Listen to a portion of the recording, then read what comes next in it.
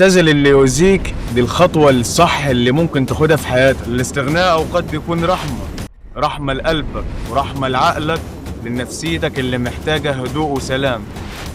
ابعد وسيب وانسحب واحمي نفسك. متنساش تعمل اشتراك.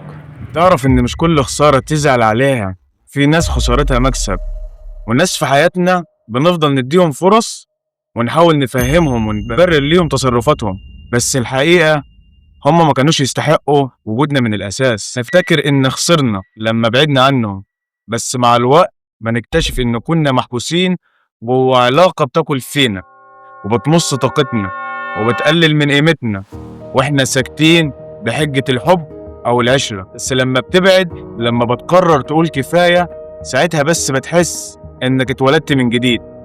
بتشوف نفسك من بعيد وتقول إزاي كنت مستحمل، إزاي كنت بضحي وأنا اللي مفيش تقدير. خسارتك للناس دي مش خسارة، ده درس بيقولك إنك تستحق تبقى علامة فيها احترام، فيها راحة، فيها تقدير. مش كل اللي قرب لك يستاهلك، مش كل اللي ضحيت علشانه كان يستاهل تضحي. خسارة بعض الناس بتبقى أعظم لأنك كسبت نفسك وراحتك وكرامتك، وكفاية إنك بقيت واعي ومش سهل يضحك عليك تاني.